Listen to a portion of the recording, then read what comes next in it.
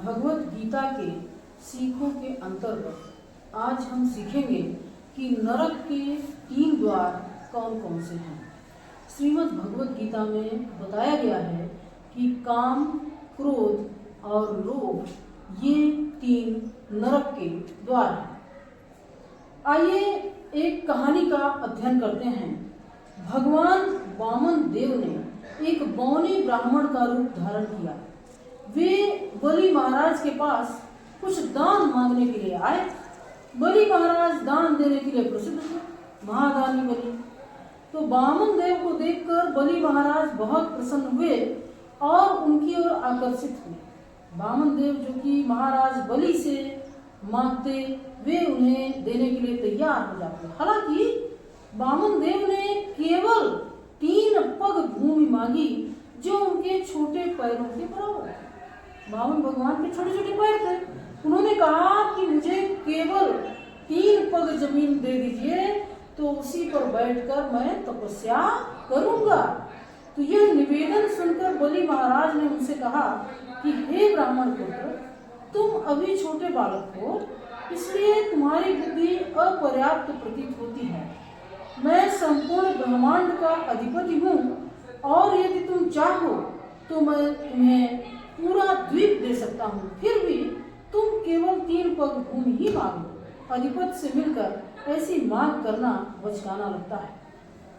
किंतु वामन देव ने क्या उत्तर दिया कि हे राजन, लोभी व्यक्ति कभी संतुष्ट नहीं हो सकता, चाहे उसे समस्त ब्रह्मांड का धन दे दिया जाए। यदि मैं 3 पग भूमि से संतुष्ट नहीं होता तो निश्चय ही एक पूरा द्वीप पाकर भी संतुष्ट नहीं हो सकता। यदि मेरे पास एक द्वीप भी हो तो मैं अन्य द्वीप पाने की आशा करूंगा। मनुष्य को अपने पूर्व प्रारब्ध से जो भी प्राप्त हो उसी में संतुष्ट रहना चाहिए, क्योंकि असंतोष से कभी सुख नहीं मिलता। तो इस कहानी से हमें ये सीख मिलती है कि लोभ की तो कोई सीमा ही नहीं। इसलिए मनुष्य को अपना लालच, अपना लोभ नहीं बढ़ाना चाहिए, क्योंकि लोभ क्या है? नरक का द्वार है। तो बलि महाराज द्वारा प्रदर्शित गुण लिखना है और उसका संस्कृत पर्यायवाची भी बताना है। तो बलि महाराज कैसे थे? दानी थे, दानम है ना, वो उनके अंदर उदारता थी और उसका संस्कृत शब्द होगा दानम। वामन देव के गुणों का वर्णन करें और संस्कृत में उनके पर्यायवाची भी बताएं। तो वामन देव के गुण क्या थे? लोभ से मुक्ति। तो इसका संस्कृत क्या होगा? अलोलुप्त्वम, अलोलुप्त्वम। संशय और मोह से मुक्ति, असमोह। मन की तुष्टि, मनः प्रसादः। सतोगुण से वास्तविक ज्ञान विकसित होता है और लोभ किससे विकसित होता है? रजोगुण से। और मूर्खता और पागलपन किससे विकसित होता है? तमोगुण से। यानी ज्ञान विकसित होता है सतोगुण से, लोभ रजोगुण से, मूर्खता तमोगुण से। यदि कोई व्यक्ति सुख चाहता है तो धन उसकी सहायता नहीं करेगा, उसे स्वयं को सतोगुण तक ऊपर उठना होगा। ABCD फार्मूला बताया है कि जो 6 हमारे शत्रु हैं उनको दूर करने के लिए फार्मूला, तो ए से क्या होगा? Association of God loving person, यानी कि भगवान को प्रेम करने वाले संगठन, यानी भगवान के भक्तों के संगठन का साथ करना। दूसरा बी से होगा होली बुक्स, यानी पवित्र ग्रंथ जैसे भगवत गीता का अध्ययन करना। तीसरा है chanting of Holi names of God, यानी भगवान के पवित्र नामों का जप करना। ये काम जब आप करेंगे तो आपके अंदर से जो लालच है, जो क्रोध है, ईर्ष्या, अहंकार है, वो दूर हो जाएगा। नरक के 3 दरवाजे कौन कौन से हैं? काम, क्रोध और लोभ। भगवान श्री कृष्ण ने किसे इस संसार का सर्वभक्षी पापी शत्रु माना? वासना यानी काम। काम, क्रोध और लोभ ही जीवन के असली दुश्मन है। काम कभी संतुष्ट नहीं हो सकता, तो जब काम संतुष्ट नहीं होता तो उसका छोटा भाई क्रोध आता है। अब क्रोध हृदय में रहता है और आंखों, हाथों, पैरों के माध्यम से, विभिन्न इंद्रियों के माध्यम से प्रकट होता है। जब व्यक्ति क्रोधित होता है तो क्या करता है, उसकी आंखें लाल हो जाती हैं, पैर हाथ मुट्ठी से और लात मारने लगता है, भारी भारी सांस लेने लगता है और अपने क्रोध को व्यक्त करता है। इन शत्रुओं द्वारा प्रेरित लोग क्या कर रहे हैं, बम गिरा रहे हैं, यातना दे रहे हैं, निर्दोष लोगों की हत्या कर रहे हैं, विमानों से इमारतों में विमानों को टकरा रहे हैं।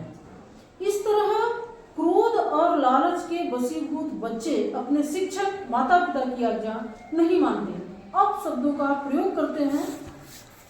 अब देखिए इसका उपचार क्या है। क्रोध को नियंत्रित करना चाहिए और इसका उपयोग केवल भगवान की सेवा में उच्च उद्देश्य के लिए किया जाना चाहिए। उदाहरण के लिए कभी कभी एक शिक्षक अपने छात्र को निर्देश देने के लिए क्रोधित चेहरा या हाव भाव बना लेता है। शिक्षक दयालु शब्दों, प्रोत्साहन और कभी कभी दंड और क्रोध के प्रदर्शन का उपयोग करके सिखाता है, लेकिन यह जो क्रोध है ना, वो नियंत्रित होता है, अनियंत्रित नहीं होता। यह अपने छात्र को सुधारने के लिए होता है। भक्ति और आध्यात्मिक अभ्यास के माध्यम से क्रोध को नियंत्रित करने की आवश्यकता है। क्रोध का दुरुपयोग विनाशकारी व्यवहार को जन्म दे सकता है। तो श्रीमद् भगवत गीता में भगवान कृष्ण बताते हैं कि क्रोध अधूरी इच्छाओं से उत्पन्न होता है और भ्रम तथा बुद्धि की हानि का कारण बनता है। इसलिए भक्त सेवा में संलग्न होकर और कृष्ण को याद करके क्रोध को बदल दे। उदाहरण के लिए मन को शांत करने और हृदय को शुद्ध करने के लिए हरे कृष्ण मंत्र का जप करने की सलाह दी जाती है। वैदिक साहित्य में हनुमान जी का एक उदाहरण है कि हनुमान ने जब लंका को जलाने के लिए अपने क्रोध का इस्तेमाल किया तो यह व्यक्तिगत इच्छा से नहीं था, बल्कि भगवान राम की सेवा करने और धर्म को बनाए रखने के साधन के रूप में था। तो जब भगवान का ध्यान करने और भक्ति प्रथाओं का पालन करने से भी कोई क्रोध को एक सकारात्मक और उद्देश्यपूर्ण शक्ति में बदल सकता है, यानी अच्छे काम के लिए किया गया क्रोध सकारात्मक बन सकता है, उद्देश्यपूर्ण बन सकता है। वासना पर नियंत्रण को दर्शाती एक मार्मिक कहानी देखिए। आपने देखा कि लोभ और क्रोध दो की कहानियां आपने पढ़ी समझी। अब वासना पर कैसे नियंत्रण पा सकते हैं। एक हरिदास ठाकुर नाम के महान भक्त थे। हरिदास अपनी अटूट भक्ति और प्रतिदिन पवित्र नामों के जप के लिए जाने जाते थे।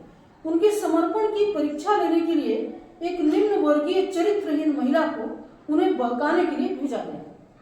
हालांकि हरिदास अपने जप में लीन रहे और उन्होंने उसकी बातों में ध्यान नहीं दिया।